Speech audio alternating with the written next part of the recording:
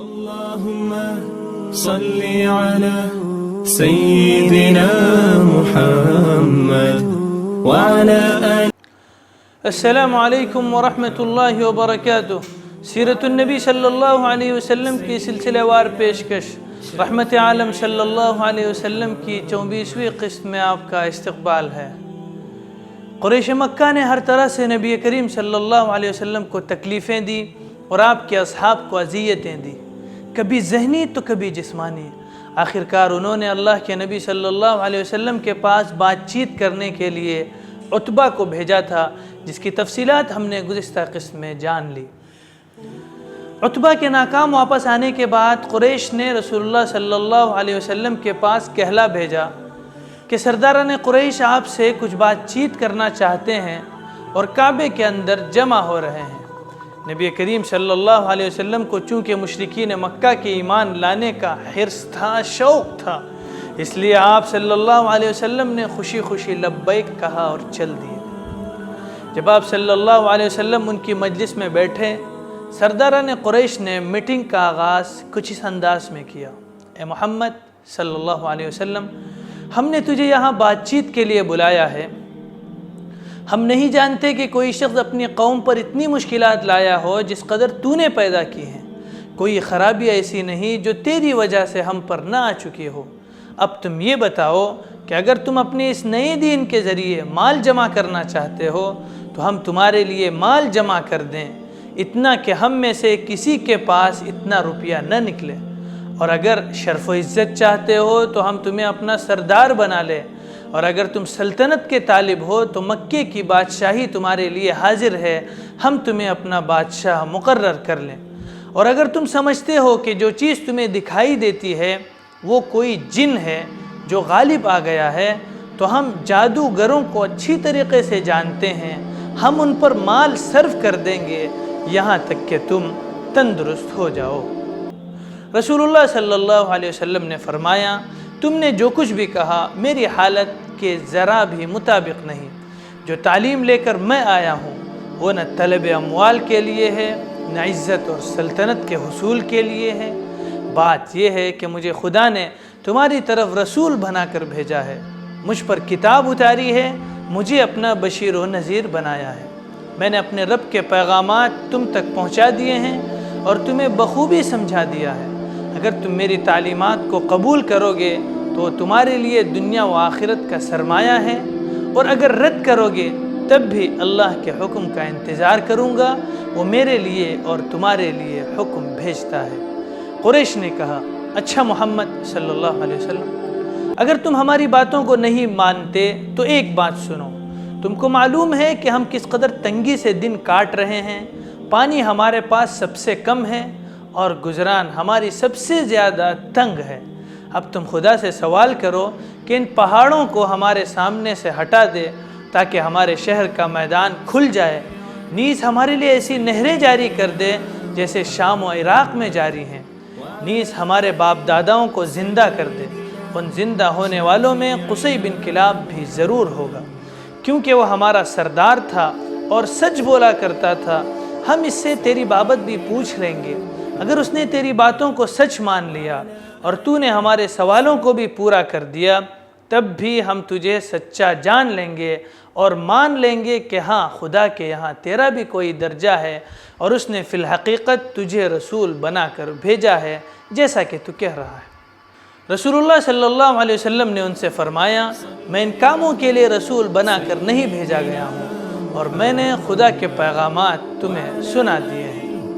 اگر تم اس کو قبول کر لو گے تو یہ تمہاری دنیا و آخرت کے لیے سرمایہ ہے، اور اگر رد کرو گے تو میں خدا کے حکم کا انتظار کروں گا جو اسے میرا اور تمہارا فیصلہ کرنا ہوگا وہ فرمائے گا.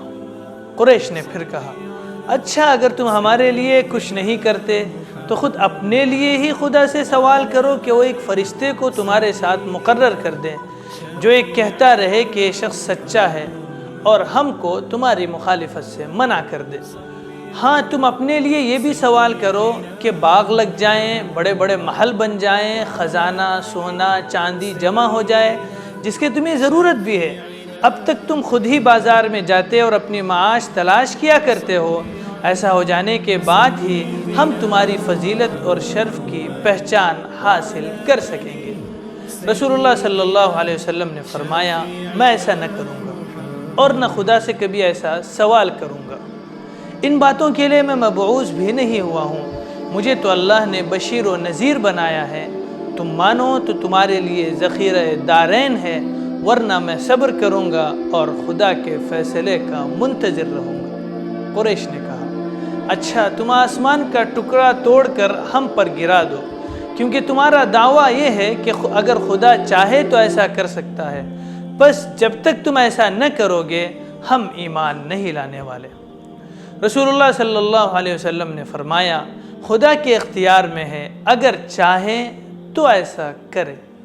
قریش نے پھر کہا، محمد صلی اللہ علیہ وسلم یہ تو بتاؤ کہ تیرے خدا نے تجھے پہلے سے یہ نہ بتایا کہ ہم تجھے بلائیں گے، ایسے ایسے سوال کریں گے، یہی چیزیں طلب کریں گے، ہماری باتوں کا یہ جواب ہے، اور خدا کا منشا ایسا کرنے کا ہے۔ چونکہ خدا نے ایسا نہیں کیا، اس لیے ہم سمجھتے ہیں کہ جو کچھ ہم نے سنا ہے وہ صحیح ہے، کہ امامہ میں ایک شخص رہتا ہے، اس کا نام رحمان ہے، وہی تجھ کو ایسی باتیں سکھاتا ہے۔ ہم تو رحمان پر کبھی ایمان نہیں لائیں گے۔ دیکھو آج ہم نے اپنے سارے عذر سنا دیے، اب ہم تجھ سے قسمیاں یہ بھی کہہ دیتے ہیں کہ ہم تجھے اس تعلیم کی اشاعت کبھی نہ کرنے دیں گے، حتیٰ کہ ہم مر جائیں یا تو مر جائے۔ اسی دوران ایک شخص بولا کہ ہم ملائکہ کی عبادت کرتے ہیں جو خدا کی بیٹیاں ہیں۔ دوسرا بولا، ہم تیری بات کا یقین نہیں کریں جب تک کہ خدا اور فرشتے ہمارے سامنے نہ آ جائیں۔ نبی کریم صلی اللہ علیہ وسلم آخری بات سن کر اٹھ کھڑے ہوئے۔ نبی کریم صلی اللہ علیہ وسلم کے ساتھ عبداللہ ابن ابو امیہ بن مغیرہ بھی اٹھ کھڑا ہوا۔ یہ آپ صلی اللہ علیہ وسلم کا پھوپھی زاد بھائی یعنی عاتکہ بنت عبد المطلب کا بیٹا تھا۔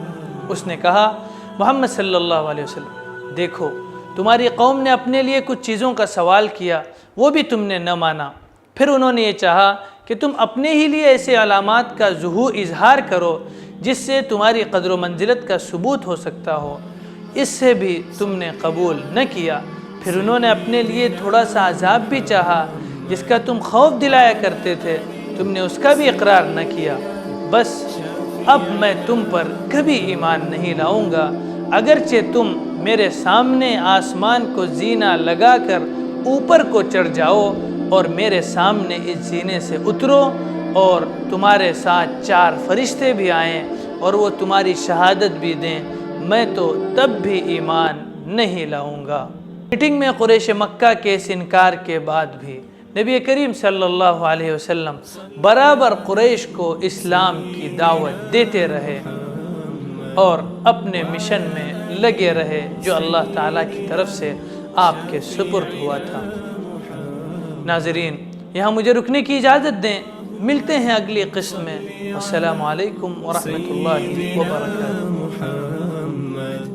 وعلى آل سيدنا شفيعنا محمد